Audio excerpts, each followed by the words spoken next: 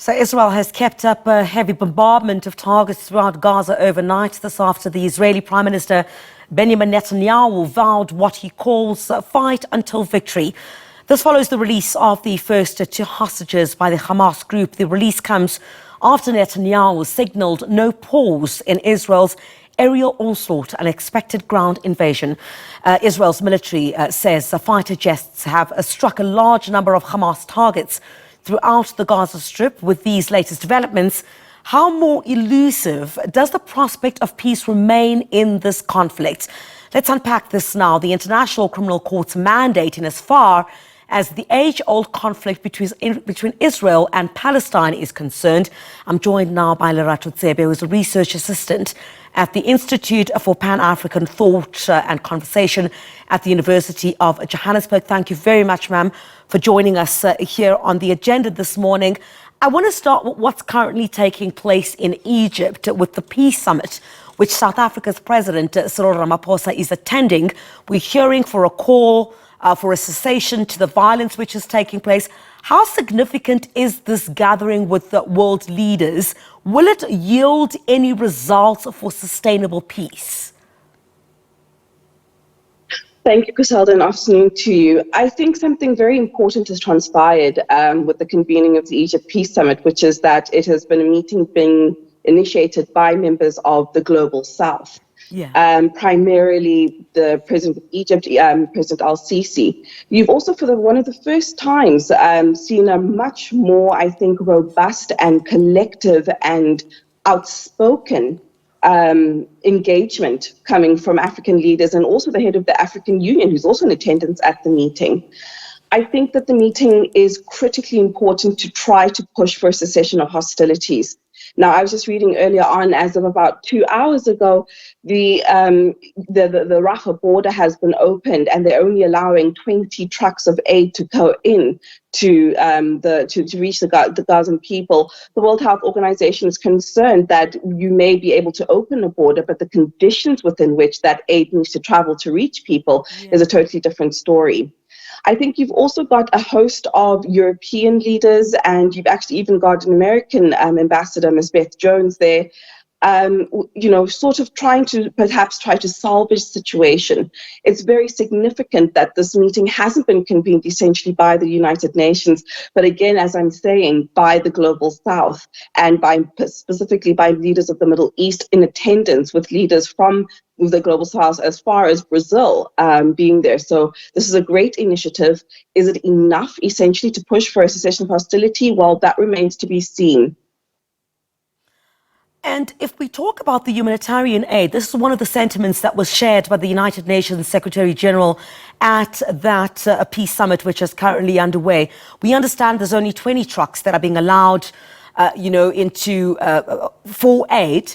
This, some say, is highly insignificant for what is actually on the ground and the number of people that need access to this aid. Would you share that same sentiment? I totally agree, Griselda. As I'm saying, it's Dr. Mike Ryan. He was just holding a press conference from the World Health Organization earlier on, stating how will the aid actually reach those people? How will it be monitored that there isn't mass looting or mass rioting, or that, more importantly, those aid convoys aren't going to be struck from the Israeli side, as we've seen many other civilian-designated buildings, such as hospitals and schools and churches, being hit by airstrikes. We also have to ask ourselves, if they're not going to be able to travel by land, if the Israeli government is going to allow for air deployments of aid to reach people, which I don't fundamentally feel that at this moment in time they're going to do so. Yeah. Let's shift our focus a bit now to, the possible violations of international laws. What is the mandate of the International Criminal Court regarding this conflict? And explain to us, how does it apply? This is a very tricky situation that the International Criminal Court finds itself in, Griselda. You must remember there's about 122 signatories to the Rome Statute. Now, I believe it was about 2 days ago, the Chief Prosecutor of the International Criminal Court, Mr. Imran Khan, has overtly indicated that they do have jurisdiction to investigate crimes, specifically war crimes, in Israel throughout this entire duration that this conflict has occurred. You've also got a UN, the United Nations Human Rights Commission, also saying that since the 7th of October, that they too have been investigating war crimes that have transpired in the Gaza Strip. Now, there are several articles that I feel are going to be applicable here, which allows Prosecutor Khan to have confidence in the fact that he's going to be able to prosecute here, which is Articles 6 and specifically Article 8. Article 6 specifically articulates the realm and the degree to which they boldly articulate what they consider to be a genocide, which is quite expansive, and the responsibilities of the state. Article 8 talks more about intentionality to cause starvation, human ill treatment. You've got the transfer or unwilling movement and internal displacement of people. So this is just a few, really, three that I've articulated right now of a host of other articles that will be applicable to what has happened and transpired in the past 2 weeks, essentially, in Gaza. You spoke about the capability to investigate, war crimes that occurred during this a particular conflict that we're seeing. Which variable war crimes charges are then prosecutable in this conflict then? I think unquestionably, Crisalda, it's going to be genocide. It's going to be, and the Israeli government intentionally articulating that they're going to cut off water and electricity and fuel inside of Gaza, which is an explicit intention to cause harm, an explicit intention to starve a people. I think that there is no question in my mind. I may not be a legal expert, but just articulating that and stating our intentionality and then actually going through with it is really, I think we're well within the rounds of being able to prosecute for crimes here. And I mean, what happened just 3 days ago with the bombing of the hospital, of the Anglican Church hospital in Gaza, is attacking civilian infrastructure, again, very much falling within the category of crimes against humanity.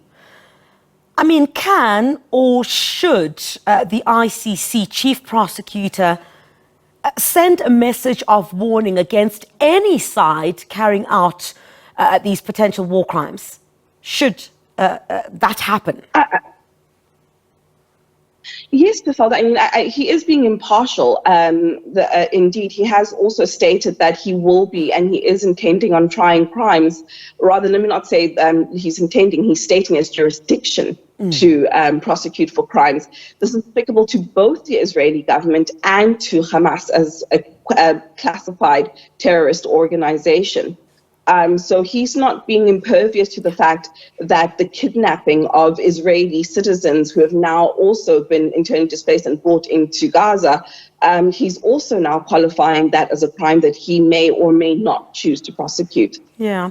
I mean, look, the International Criminal Court has a rich history of prosecuting those involved in war crimes. But up to so far, why has there been no action, and correct me if I'm wrong, in the conflict between Israel and Palestine? It's funny you should say that, Crisalda. I was just listening to the King of Jordan actually speaking at this Egypt at Cairo summit, and he made the exact same pronouncement that you're making right now. The King alluded to the fact that he felt as though there has been a deafening silence when it comes to that of the Palestinians. Many international commentators have commented on the fact that they feel as though there's been an incredible double standard to the responsiveness of the international community, specifically coming in from the West, in comparison to what happened in Ukraine. Even the timing, per se, of the chief prosecutor's statement, they felt that when it came to the Ukrainian scenario, he spoke 4 days after a Russian attack, and in the Palestinian scenario, he's taken far much longer. But let's not really, double down on the smaller stuff. What the King of Jordan was saying is that the double standard as well has been in relation to the quality of resources that's being allocated, the condemnation, the time that this is given on international standing, the outcries from the Western world, which he felt and many others do, has been totally unacceptable. in comparison to another conflict happening geographically. The insinuation here obviously being that it is latent with racism in the manner within which they respond to crises, whether those crises are happening in the West or Baltic states or those that are happening in the Middle East. The King of Jordan was alluding to the fact that he even wondering that perhaps is it acceptable for some children to die and others for them not to lose their lives. And I think that his sentimentality is really charged with how a lot of people and citizens and scholars and diplomats are feeling right now. Whether or not they're able to boldly articulate that as such is another question. Lerato, I think that's where we're going to leave it. Thank you so much. Really appreciate your time. Obviously monitoring, all the developments regarding this ongoing crisis in the Middle East, and now you have these world leaders gathering at this peace summit. If at all anything will come towards, getting some solution to what we're seeing being beamed around the world, we'll certainly wait to see with regard to that. Lerato Tsebe, who is the research assistant at the Institute for Pan-African Thought and Conversation at the University of Johannesburg.